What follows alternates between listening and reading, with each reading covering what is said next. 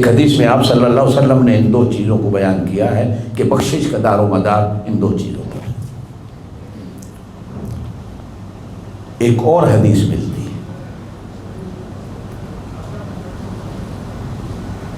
جس میں آپ صلی اللہ علیہ وسلم نے، یہ تو ہیں دونوں شہادتیں، تیسری ایک ڈر والی بات بتائی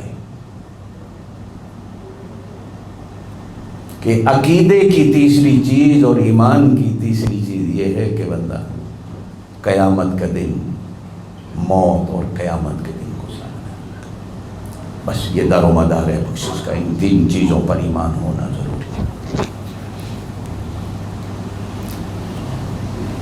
کچھ علماء نے کہا کہ اللہ کو مانتا ہوگا، اللہ کے رسول پر ایمان ہوگا تو قبر آخرت کا تو اسی کے اندر ہی آ جائے گا، کوئی ضروری نہیں۔ یہ فرشتے، یہ کتابیں، یہ جو ایمانیات ہیں ہماری، یہ ساری چیزیں انہی دو کتابیں چلتی ہیں، کیونکہ جب اللہ پر یقین ہوگا، اللہ نے کہا میرے فرشتے ہیں، یقین رکھو، رکھ لیا۔ اللہ نے کہا میں نے کتابیں نازل کی، اللہ نے کہا ہم نے مان لیا، اس لیے کہ اللہ پر ہمارا یقین ہے۔ ایمان کی اصل چیزیں یہ تین ہیں اور ایک حدیث میں یہ دو، اور قرآن نے سب سے زیادہ انہی دو چیزوں پر زور دیا۔ آئیے پہلی چیز پہ آتے ہیں، لا الہ الا اللہ، پڑھ لو زور سے۔ میں بات پھر وہیں سے شروع کروں جہاں سے شروع کی تھی۔ اللہ کو ماننے کا نام ایمان نہیں اور مسلمانی نہیں۔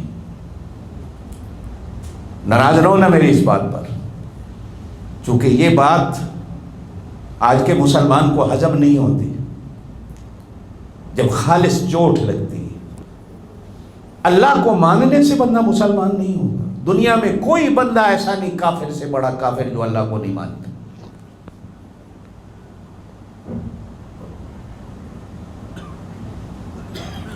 یہ سبق کلمے میں بھی ہے، لیکن ہم آج تک کلمے کو بھی نہیں سمجھے۔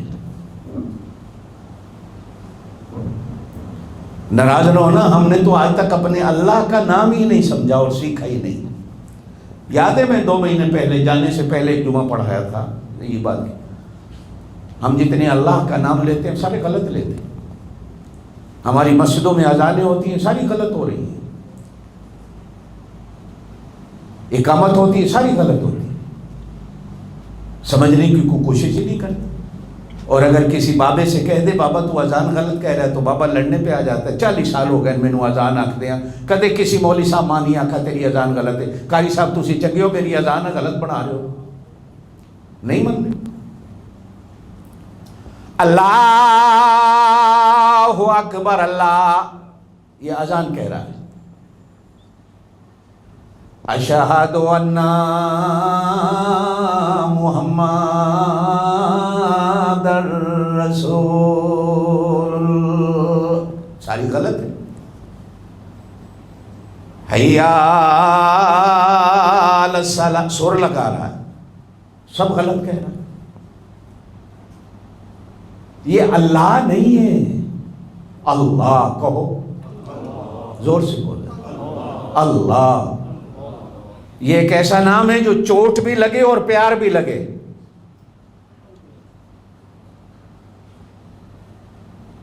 چوٹ بھی لگے اور اللہ کہو، زور سے زور سے۔ یہی تو ایک لفظ ہے جو ہمارے سارے کام بناتا بھی ہے بگاڑتا بھی ہے، لیکن یہی نام لینا ہمیں نہیں آتا۔ اللہ، اللہ والے اسی پہ محنت کرتے ہیں کہ اللہ کا نام ہی سیکھ لو۔